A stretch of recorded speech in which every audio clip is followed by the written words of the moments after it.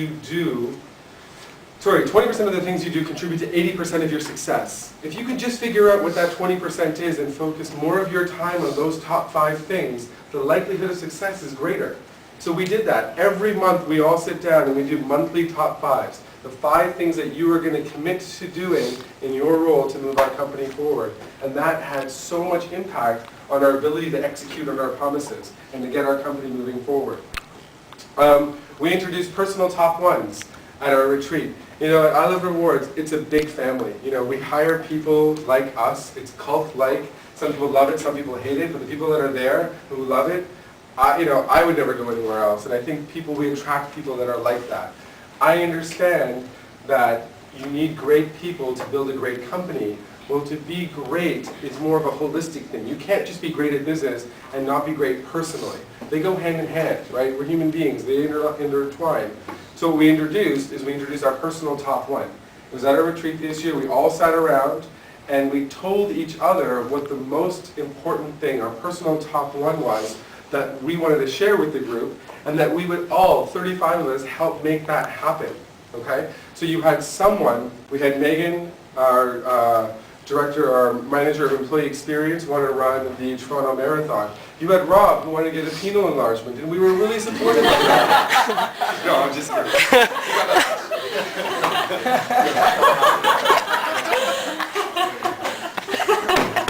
Whatever it was, we didn't judge, and we believed that if 35 people who all care about each other worked at making that happen for you, the likelihood of you achieving your personal top 1 was that much more greater, right? There's strength in numbers. So that's something that we did because it's a big family, and we want to see when all those great things happen. And we're having a board put up, and there'll be check marks when it happens. There'll be a little mini ceremony when you hit your personal top 1 over the course of the year.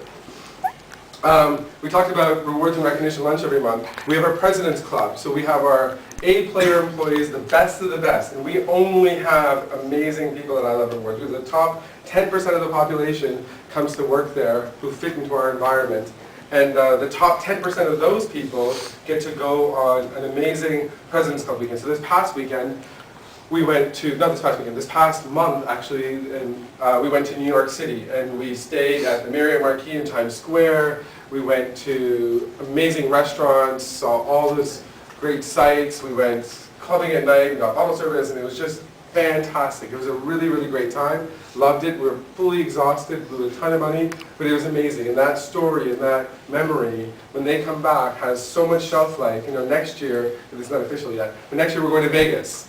So we're really excited about that. We're planning that today, and we're going to make sure that as great as New York was, this has got to be better. We're all about constantly improving ourselves. There's a Japanese term called Kaizen, and the concept is that as long as you can get 1% better every week or every month, that ultimately you will become the best. And that's what's made Toyota, who is today the number 12 car company, surpass GM as the number 1 car company in the world, right? They truly believe in getting constantly better. 1% better every single month will ultimately get you to be the best. And we truly believe in learning. What else? Training. You know, a lot of companies feel that training, is sort of a waste of dollars. You know, people leave, all the money I put into training is going to go for nothing. But training, honestly, it's one thing to find great people, okay? But to keep your great people great, and that's what training does, is so much more important. When we go out there and we find people to come join the I Love Rewards family, we ask 3 questions in our process. We've got a really lengthy interview process. Okay, it's like 7 steps, lasts 2 months. We put you through the ringer because we're so protective of our culture that we can't let somebody who's in disturb that and not make our company great in. Okay, and what we do at the end of that is we ask 3 questions. Is this person great? Have they demonstrated past success, which is indicative of future success? Number 2, are they going to increase the talent pool for the position they're applying for? If you're applying for an account manager, how smart are our account managers, and are you going to be smarter than those people there? And number 3 question is, are we wavering? Because sometimes you really need to get a Java developer, you really need to get a director of sales, and you kind of pick from the best of a bad lot, and you ask yourself, are you wavering? Because you will always regret wavering. When you bring in someone into the talent pool that's not as strong as the other ones in the talent pool, they will quickly weed them out. So it's better to just start over and find that true A player who's going to succeed and thrive than to waver. So those are the 3 questions we asked. And once you're there, now we're committed on keeping you great. Okay? And training and the things that you learn in OB are so important to do that because training develops people. I kind of was saying at I Love Rewards, today is the dumbest day we'll ever be. Okay? If we continue to hire people smarter than ourselves, and we continue to train the people that we have, every day as a company, we're going to cumulatively get smarter. Right? And if we want to achieve our goal of being a global leader of loyalty in a billion-dollar company, we need to get a lot smarter than we are today. And training is a huge element of that. And it keeps people inspired, it keeps people motivated, and it keeps people sort of qualified for their jobs. I met the number 2 guy, the CEO at Starbucks, and I'm chatting with him and I'm asking him, so what are you worried about? Like, what at your level of success, they've done amazing things, but what's the one thing that's kept you sort of where you are today and helped Starbucks get to that level? Is like, every day I come in and I try to stay qualified for my job. Because if the company gets bigger, you don't want the company's growth to accelerate your growth. You don't want to be grown out of a position. You need to stay great at what you do. So we're big on training. I kind of talked about it, culture. It's kind of that soft term. What does that exactly mean? If you need to see and understand what culture is, come to I Love Rewards. You guys are all invited. Every day we get to the point, you get a really good sense in 9 minutes of what our culture is like, what it feels like. Culture is king. There is nothing more important than culture. And the culture is the accumulation of all the different personalities that we bring to the table and are part of our journey of building a great company. And again, the moment anyone threatens our culture or does things that doesn't align with the company we want to be, we quickly weed them out. Okay? Culture is so important.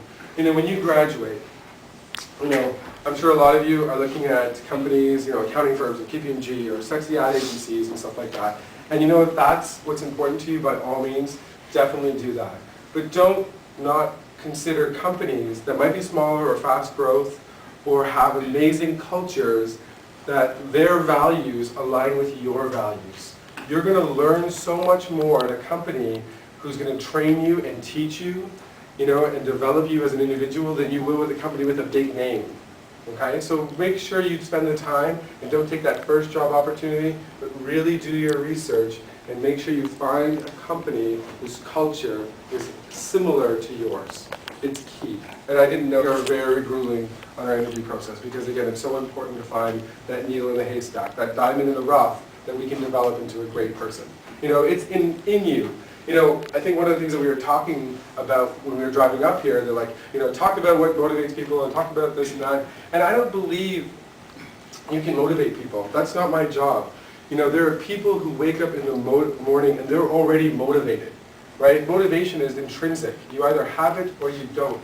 You can inspire people to do great things, and I'd rather be known as someone who does that than motivation, because you can do that. You can demotivate people, which you don't want to do, and you sometimes do.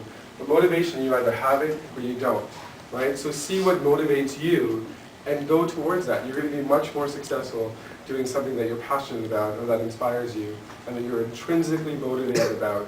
You're going to get to much more level of success than doing what your parents and your big brother or whoever told you to do. What else? The last thing I would say that really helped get our company aligned was our vision.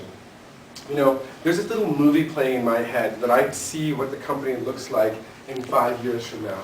I know what the walls are, I know what the office space looks like, I know what the employees are, I know what markets we're in, and it's really clear to me. And I didn't realize at the time that I guess that's what separates, entrepreneurs, that they see the end. Stephen Covey, he wrote the book, 7 Habits of Highly Effective People. He's like,